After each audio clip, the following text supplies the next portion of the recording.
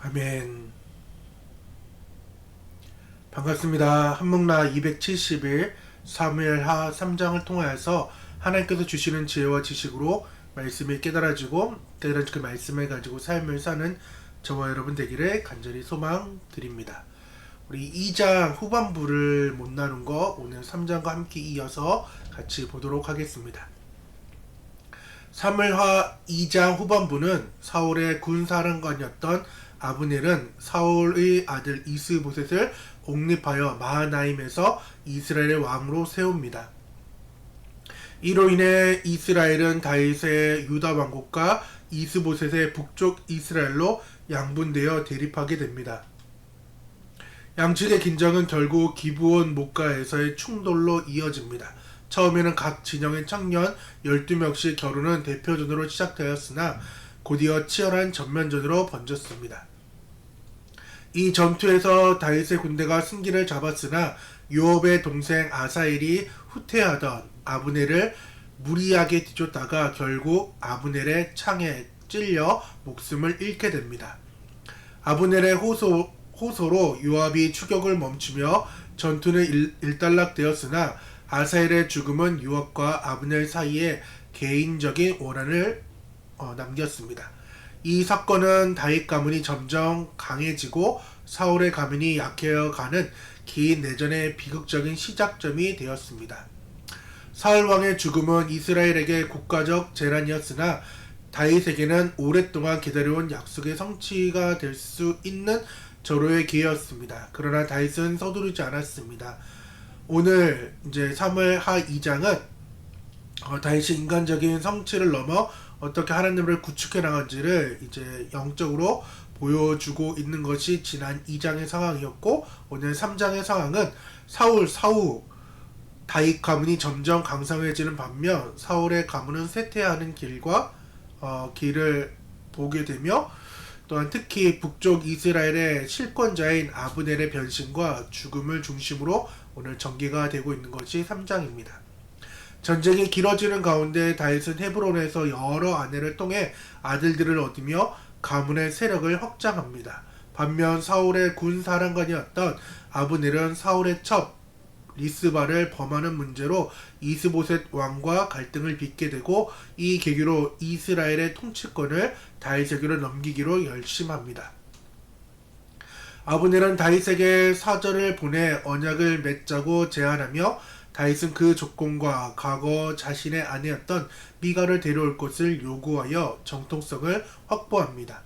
아브넬은 이스라엘 장로들을 설득하여 다윗을 왕으로 모시기로 합의하고 헤브론에 다윗을 직접 방문해 평화적으로 협상을 마칩니다. 그러나 전쟁터에서 돌아왔던 요압은 자신의 동생 아사엘을 죽였던 아브넬에 대한 복수심과 자신의 지위가 흔들릴 것에 대한 두려움으로 다윗 몰래 아브넬을 불러내어 살해합니다. 이 사건으로 정치적 위기에 처할 수 있었던 다윗은 아브넬의 죽음을 진심으로 애도하며 금식을 선포하고 슬픈 애가를 지어 부름으로써 자신이 이 암살과 무관함을 백성들에게 알립니다. 온 이스라엘 백성은 다윗의 진심을 확인하고 그를 더욱 신뢰하며 다윗은 요압 일행의 잔인함을 한탄하며 하나님의 공의로운 심판을 구하는 것이 오늘 3장이 끝나는 상황입니다. 오늘 3장 한 민족 두 왕의 시대입니다. 오늘의 단어 진실함입니다.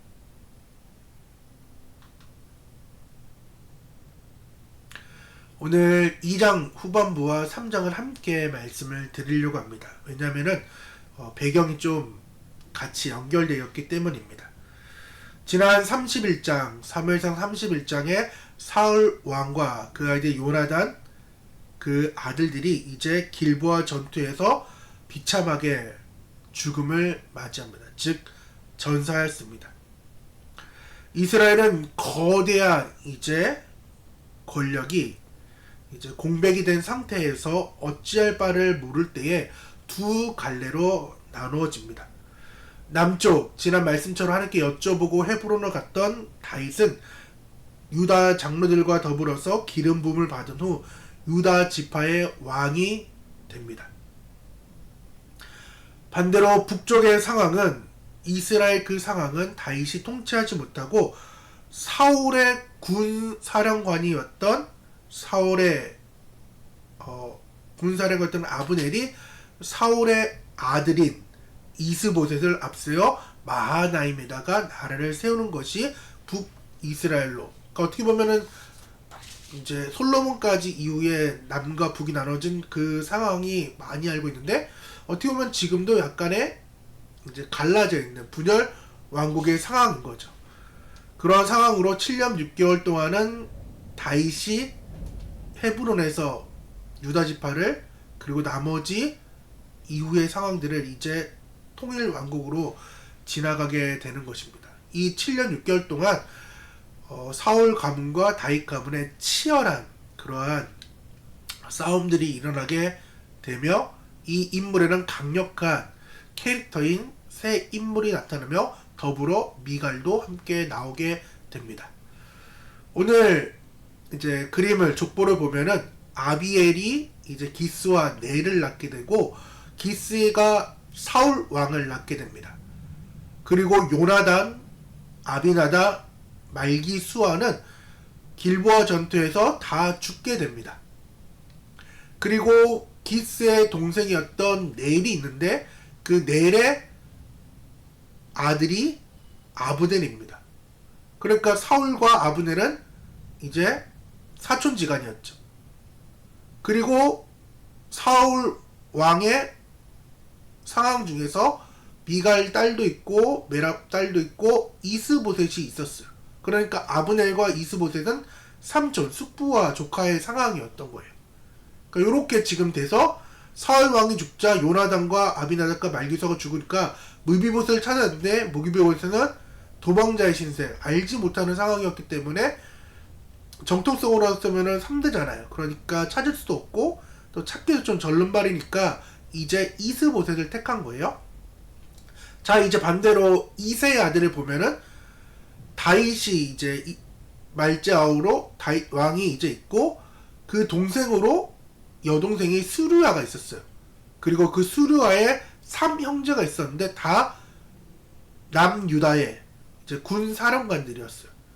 요압, 아비새, 아사엘. 요 상황이에요. 근데 오늘 말씀을 읽었던 것처럼 아사엘이 아브넬을 쫓아가다가 죽게 되는 상황이 일어나고, 요압과 다윗은 이제 똑같이 삼촌과 조카의 상황인 거죠. 근데 보면은 다윗은 그나마 삼촌자리니까 촌수가 높았고, 이스보셋 같은 경우는 아브넬이 촌수가 더 높았던 좀 약간 애매한 상황이에요. 요 지금 가계도가 좀 머릿속에 좀 있어야 됩니다. 머릿속에 꼭. 왜냐면은 지금 오늘까지 이제 넬, 아브넬, 이스보셋 이제 요런 상황이 나오고, 특히 이세 아들 수르와의 삼형제들이 계속해서 이름들이 나오기 때문에 특히 요압 장군을 좀 기억하셨으면 좋겠습니다. 그래서 아까 말씀드린 것처럼 이제 3명의 아주 강렬한 캐릭터들이 나오는데, 첫 번째는 이스보셋이에요. 비온의 꼭두각 시왕, 사울의 아들이자 이스라엘의 1대 왕이에요. 성격이 유약하고 리더십이 부족했습니다. 그리고 스스로 왕이 된 것이 아니라 군사령관이었다. 즉 사울의 군사령관이 그대로 자신의 정권을 유지하기 위해서 이제 이스보셋을 옹립한 인물이에요. 그러니까 늘 아브넬의 눈치를 보게 됩니다. 숙부의 눈치를, 삼촌의 눈치를, 뭐 작은아버지 그 눈치를 이제 보게 되는 거죠. 결국 아브넬과의 그 말다툼 끝에 지지 기반을 잃고 비극적인 최후를 향해 달려가고 있는 것이 지금 이스보셋의 상황이에요. 이 말다툼은 다음번에 나올 이 아브넬의 상황인 거죠. 이제 군 설계가이자 정치관이었어요. 사울의 가문의 군 사령관이었고 이스라엘 실제적인 1인자였으며 이스보셋 삼촌이었어요. 다윗이 왕이 될 것을 알았기 때문에 자신의 권력을 위해 이스보셋을 앞세워서 다윗과 7년 넘게 전쟁을 벌입니다. 그러나 이스보셋이 자신의 사생활, 즉 사울의 첩을 범한 일을 이제 이스보셋이 지적을 해요. 너 왜 우리 아빠 첩이랑 이러한 일을 벌였느냐?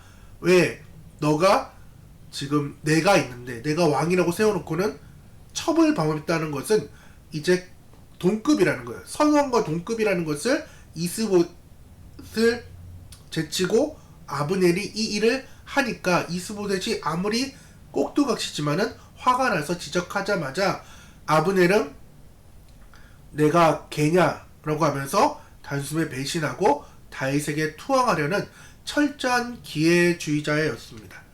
그리고 다윗 왕 이제 남쪽엔 헤브론에 있는 이제 요압에 있는 상황이에요. 잔인한 충성심의 화신이에요. 진짜 잔인해요. 그래서 다윗의 조카입니다. 아까 이스보셋하고는 좀 반대 상황인 거죠. 아브넬하고 조카이자 다윗의 군대 거의 총사령관이에요. 다윗에게 목숨을 바쳐 충성을 합니다.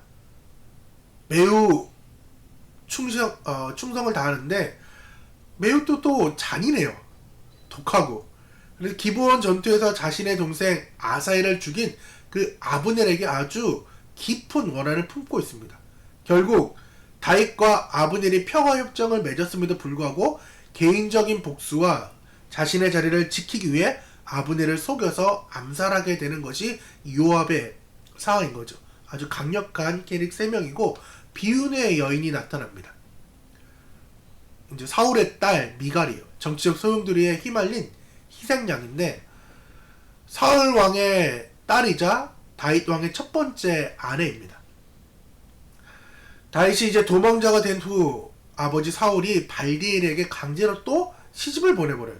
그래서 거기서 잘 살고 있었는데 다윗이 북이스라엘과 협상 조건으로 즉 아브넬과 협상 조건으로 미갈을 귀환을 다시 데리고 오라고 내가 블레셋 포피 100개로 샀으니까 데리고 오라고 얘기를 하면서 사랑했던 또 발디엘과 억지로 헤어지면서 다윗에게로 돌아오게 되는 아주 복잡한 여인 중에 한 명이 이 미갈의 상황인 거예요. 자, 조금이라도 이해하셨나요? 이스보셋, 아브넬, 그리고 아까 남쪽에 요압, 그리고 미갈. 요렇게가 지금 2장과 3장의 상황들이 나오는 것이 지금 2, 3장의 특징이에요. 그래서 이 미갈의 상황을 보면은 정통성 때문에 사랑보다 정통성을 잇기 위해서 이제 나아가는 이런 상황이었죠.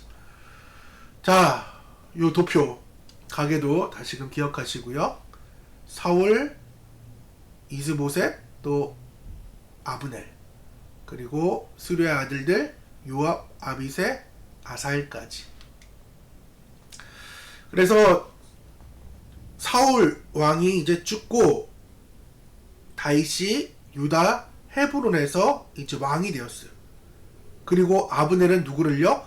이스보셋을 앞세워 가지고 마하나임 북쪽에다가 이제 최대한 남북이 이제 멀어지는 거의 끝 지점에다가 왕을 이제 세우게 된 것입니다. 그러다가 이 두 지정이 기브온이라는 접경 지역을 마주하면서 이제 한바탕 하는 그 싸움이 일어나요. 그래서 요압 그 다윗의 편과 아브넬, 이스보셋 그 북쪽과 싸움이 일어나는데 일기토 1대1로 이렇게 싸우는 것이 옛날에 막 전장들 삼국지 이런 거 보면 이렇게 막 싸우잖아요.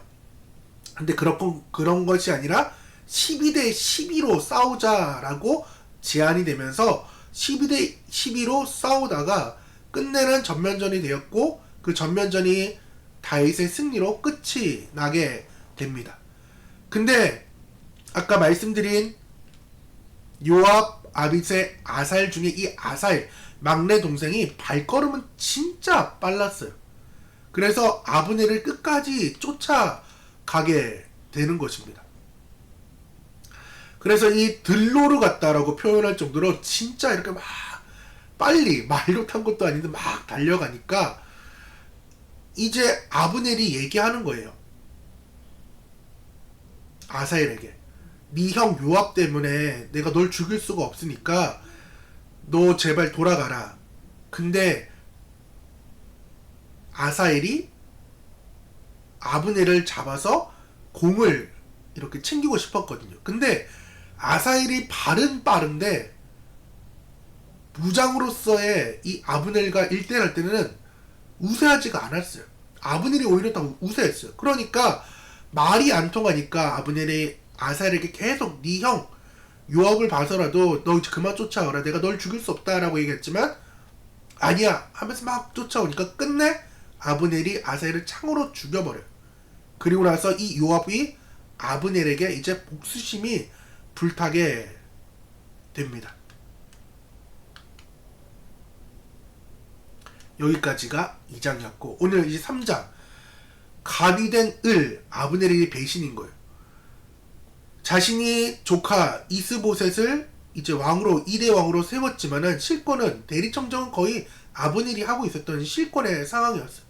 을의 위치였지만은 갑을 그 현장을 계속해서 일어났던 것이 오늘 아브넬의 상황인 거죠. 그래서 미스바의 사건, 즉 아브넬의 선왕 사울 그 후궁인 리스바를 이제 범하게 돼요. 즉 내 위치가 선왕의 자리다라는 것을 모든 사람들에게 공포해버린 거죠. 그러니까 이스라엘의 2대 왕이었던 이스보잇이 야 너 너무한 거 아니야? 라고 지적하자 아브넬은 내가 내게 개머리냐? 라고 하면서 적반하장으로 화를 내고 나라를 이제 통째로 다윗에게 나는 넘기겠다라고 이야기를 합니다. 그럴 때 아브넬은 자신의 권력을 이용해서 이스라엘 전체를 다윗에게 바치기로 하고 헤브론으로 향하면서 이제 다윗은 이야기하는 거죠. 그러면 좋다. 대신 미가를 데리고 와라. 말씀드렸던 것처럼 사랑하기보다는 사울의 가문의 정통성을 확보하고 싶었던 거예요. 왜냐? 지금 다윗의 상황은 북쪽 상황을 다 통치할 수 있는 상황이 아니라 현재 기름은 받았지만은 남쪽에서만 기름을 부음을 받았지 북쪽과의 상황은 전혀 다른 상황이었어요. 그러니까 사울 왕의 딸이었고 자신의 첫 번째 아내인 미가를 데리고옴으로 인하여서 북쪽에 있는 이스라엘을 품으려고 정통성을 가지고 오려고 했던 거죠. 그러할 때에 미갈의 남편이었던 발데가 이제 헤어지는 그러한 안타까운 상황들이 계속해서 나오는 이러한 인간적인 정말 모습들이 지금 2장과 3장에서 볼 수 있게 됩니다. 그렇게 해서 아브넬과 다윗, 북쪽과 이제 남쪽의 상황들이 아주 협상이 잘 되었어요. 왜냐? 정통성을 확보하고 또 피를 안 흘리고 북쪽을 흡수할 수 있으면은 다윗의 입장에서는 빨리 통일왕국을 이룰 수가 있었던 거죠. 그래서 좋다. 이제 그러면 이렇게 하고 이렇게 저렇게 해서 하자라고 해서 아브넬을 돌려보내는데 잘 가고 있는데 요압이 와서 왕이 어떻게 아브넬을 그냥 보낼 수 있느냐. 너도 알다시피 왕도 알다시피 내 동생 아사엘을 죽이지 않았냐. 어떻게 그럴 수 있냐 라고 하면서 몰래 이제 다시금 아브넬을 불러가지고 죽여버리는 상황이 벌어집니다. 말씀드렸던 것처럼 이런 일들이 계속해서 지금 이루어지고 있는 거죠. 이러한 상황에서 어떻게 보면은 다윗 왕의 상황이 아주 정체적으로 난감할 뻔했던 상황이에요. 왜? 말은 표면적으로는 아브넬을 부르고 또한 잘 가라고 해놓고는 뒤에서 죽인 꼴이 돼버린 거니까 북쪽의 민심을 다 잃고 어떻게 보면 남쪽인 헤브론의 상황들도 다 잃어버릴 수 있는 상황이었는데 왕이 진심으로 이 북이스라엘의 아브넬을 위해서 애가도 짓고 금식도 선포하면서 내가 죽인 것을 아니다 라는 것을 이제 온 백성들이 알게 된 거죠. 왜? 21절에 보면은 아브넬이 다윗에게 말하되 내가 일어나 가서 온 이스라엘 무리를 내 주 왕의 앞에 모아 더불어 언약을 맺게 하고 마음에 원하시는 대로 모든 것을 다스리게 하리이다 하니 이에 다윗이 아브넬을 보내매 그가 평안히 갔지만은 복수를 누가 했어요? 요압이 했어요. 그래서 모든 백성들이 이제 다윗이 죽인 것이 아니라 그 요압 장군이 아브넬을 죽였구나 것을 이제 알게 되는 상황이 되었습니다. 근데 다윗이 요압을 죽일 수 있었지만은 아직 힘이 약해서 요압을 못 죽인다라고 또 신하들에게 이야기하는 상황들이 벌어지는 거죠. 그렇기 때문에 오늘 3장, 2장, 3장을 통해서 조금은 복잡하고 이럴 수 있지만은 결론은 두 가지예요. 내 안에 있는 요압과 아브넬을 경계해야 된다라는 거예요. 정직한 손해를 두려워하지 않아야 됩니다. 이 아브넬의 투항은 다윗에게 전쟁이 없는 나라를 얻을 수 있는 절호의 기회를 주었어요. 그러나 다윗은 비겁한 이 요압의 방식, 암살 편에 편승하지 않았고 당장의 이익보다 오히려 정직한 것을, 신실함을 택했던 거죠. 단호한 거절, 정말 큰 용기가 필요하다라는 것입니다. 여러 가지 일들을 하고 세상의 일을 하다 보면은 요압과 아브넬의 상황들이 진짜 많이 찾아올 거예요. 그러할 때 여러분이 어떻게 지금 대처할 거냐는 거예요. 요압처럼 비겁하게 나아갈 건지, 또한 아브넬처럼 기회를 봐서 이건 하나님이 준 기회야, 이렇게 잘못 생각해가지고 요압과 아브넬로 인해서 그 일들이 틀어질 수도 있기 때문에 우리는 정직한 손해를 두려워하지 않고 오히려 하나님께 그 모든 것을 맡길 필요가 있다라는 것입니다. 그래서 두 번째, 개인의 성장과 비전이 꼭 필요해요. 지름길보다 바른 길을 걸어가야 된다는 것입니다. 정도를 걸어가야 돼요. 목회를 하든, 또한 사업을 하든, 일을 하든, 또한 가정이든 여러 번의 삶의 환경에서 지름길은 계속해서 보일 거예요. 큰 길, 넓은 길. 하지만은 그 넓고 또한 화려한 길보다는 그 길이 다른지를 보아야 된다라는 거예요. 헤브론 7년 6개월 동안 하나님께서는 기다리게 했다고요. 기다림은 훈련이에요. 남들은 편법을 세워가지고 앞세워갑니다. 근데 그것이 불안할 때도 있어요. 하지만은 빠르니까 그 불안감도 찾아오는 그 기쁨이 크다 보니까 이것을 계속해서 하게 된다는 거죠. 그런데 하나님은 우리가 빨리 도착하는 것보다, 빨리 도달하는 것보다 그 과정을 통해 어떤 사람으로 빚어지는가가 더 관심이 많다라는 것입니다. 참 힘들어요. 저 또한도 이 일들, 기다림이 좀 많이 힘들더라고요. 왜냐? 성도도 빨리 생겼으면 좋겠고, 교회 건물도 빨리 생겼으면 좋겠고, 또한 교회 차량이든 기도하던 모든 것들이 빨리 되었으면 좋겠어요. 하지만은 늘 하나님께 기도해요. 쉽게 말하면 내가 깜냥이 되는지, 주님께서 맡겨준 그 양무리를 내가 잘 목양할 수 있는 깜냥이 되는지에 대해서 하나님께 늘 여쭤보고 있어요. 왜? 맡겨주셨는데 그 깜냥이 안 돼가지고 제대로 목양을 못하게 되면은 나는 하나님의 맡겨준 그 사역을 하지 못하는 거니까요. 그렇기 때문에 자신의 그 길, 내가 지금 지름길로 가고 있는지 바른 길로 가는지를 하나님 앞에서의 삶으로 우리는 증명해내야 돼요. 사람들은 몰라요. 이게 바른 길이고 지름길이고 이런 것들에 대해서 사람들은 잘 몰라요. 잘 되고 있나 보다. 저 목사, 저 사업장 사장님, 저 직원 되게 잘한다 라고 생각하실지 몰라도 하나님께서 내 동기와 내 모든 것을 알고 계셔요. 그렇기 때문에 사람들이 어떻게 볼까 보다는 하나님이 보시기에 이 결정이 옳은가에 대한 질문을 우리는 먼저 해야 돼요.